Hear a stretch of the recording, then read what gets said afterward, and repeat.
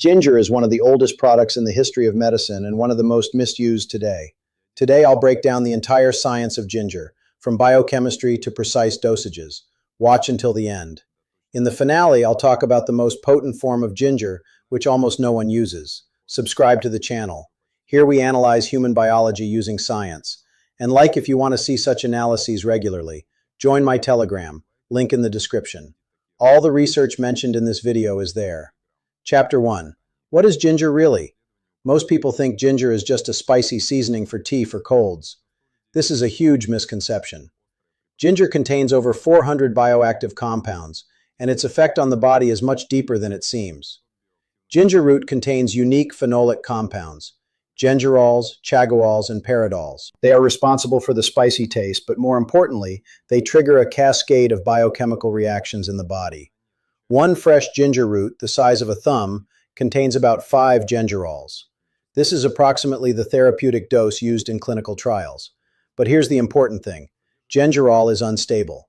When heated, it converts to chagol. This compound is 10 times more potent. We'll discuss this in the following chapters.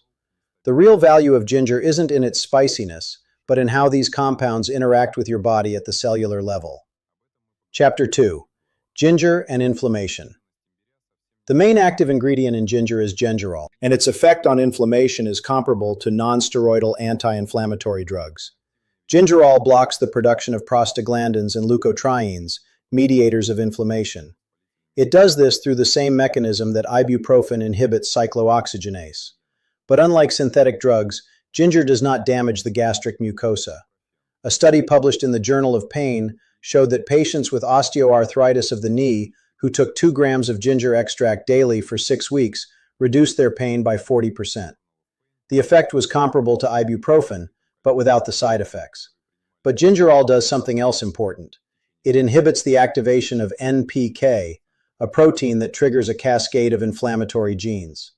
This means that ginger works not only on symptoms, but also on the underlying cause of inflammation at the genetic level. A study in the European Journal of Cancer Prevention showed that regular ginger consumption reduces markers of systemic inflammation by 28% over 3 months. This is critical for the prevention of chronic diseases, diabetes, atherosclerosis, and cancer. Chapter 3. Ginger and digestion. This is where the real biochemistry begins. Ginger contains digestive enzymes, proteases, which break down proteins. Gingerol stimulates the production of saliva, bile, and gastric juice. It accelerates gastric emptying, the evacuation of food into the intestines. A study in the World Journal of Gastroenterology showed that ginger accelerates gastric emptying by 50%. This is critical for people with dyspepsia, a chronic feeling of heaviness after eating. But here's the important point. Ginger doesn't just improve digestion, it protects the gastric mucosa from damage. Gingerol inhibits the growth of Helicobacter pylori, a bacterium that causes stomach ulcers.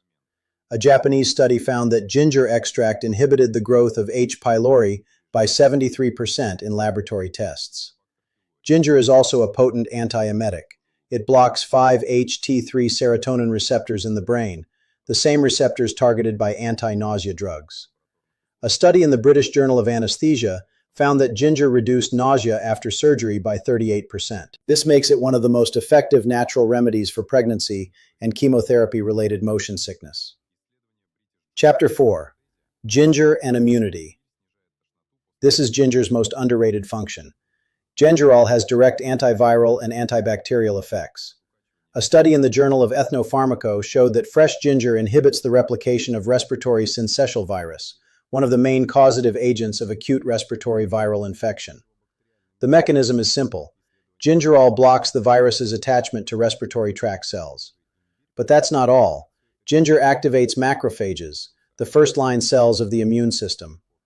A study in the Journal of Nutritional Biochemistry showed that gingerol increases the production of cytokines, signaling molecules that coordinate the immune response. In addition, ginger has a pathogonic effect. Chagoals, a compound formed when ginger is heated, dilate peripheral blood vessels and stimulate sweating. This accelerates the elimination of toxins and reduces fever naturally. And here's the critical point.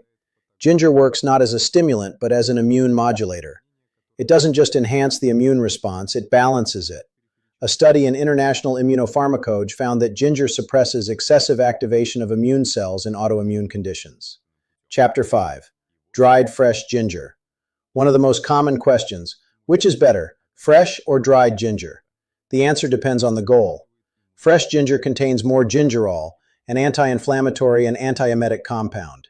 If your goal is digestion, nausea, or acute inflammation, use fresh. Dried ginger contains more sugarol, a compound formed during dehydration. Sugarol is 10 times more heat-stable and has a more potent effect on chronic inflammation and pain.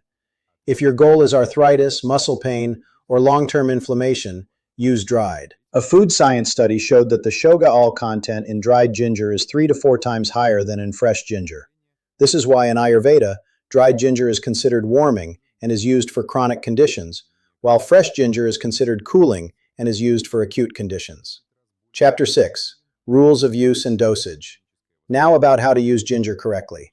Ginger tea in the morning. Fresh root 2 to 3 centimeters grated. Pour 200 milliliters of boiling water. Steep for 10 minutes. Drink on an empty stomach 30 minutes before breakfast. This starts digestion and speeds up metabolism. Ginger with food. Add freshly grated ginger to meat, fish, and heavy foods. Ginger proteases break down proteins and improve absorption, especially important for people with low stomach acidity. Therapeutic dosage. 2 to 4 grams of fresh ginger per day is the therapeutic dose used in clinical studies. This is approximately a piece the size of a thumb. For dried ginger, 1 gram per day is half a teaspoon of powder. What should be avoided? Ginger on an empty stomach is strictly prohibited for gastritis and ulcers. Gingerol stimulates the production of gastric juice, which can increase pain. Ginger should be used with caution when taking anticoagulants. It thins the blood. Ginger during pregnancy in the first trimester is no more than 1 gram per day. Chapter 7. Golden milk. This is the most potent form of ginger, which almost no one uses correctly. Golden milk is an ancient Ayurvedic recipe. Recipe: 1 teaspoon of turmeric powder, half a teaspoon of ginger powder, a pinch of black pepper, 1 glass of almond or coconut milk, 1 teaspoon of honey. Why does it work? Curcumin from turmeric is poorly absorbed, but pepperine from black pepper increases its bioavailability by 2,000 times. Gingerol from ginger enhances the anti-inflammatory effect of curcumin. Fat from milk provides transport of fat-soluble compounds. A study by Phytotherapy ARC showed that this combination reduced inflammatory markers by 58% in 8 weeks. This is one of the most powerful natural anti-inflammatory protocols. Conclusion: ginger is more than just a hot spice. It is a complex biochemical system of 400 compounds. Gingerol suppresses inflammation at the level of ibuprofen. Proteases improve digestion. Sugarols fight chronic pain. Antiviral properties boost the immune system. And the most important thing you'll take away from this video is: use ginger regularly, not occasionally. 2 grams of fresh ginger or 1 gram of dried ginger daily is your insurance against chronic inflammation. Save this video. It's your complete guide to ginger. Subscribe to the channel. The next analysis will be based on the results of a Telegram vote. Go to Telegram, link in the description. All the research and additional materials are there. And let me know in the comments, do you use ginger every day or only when you're sick?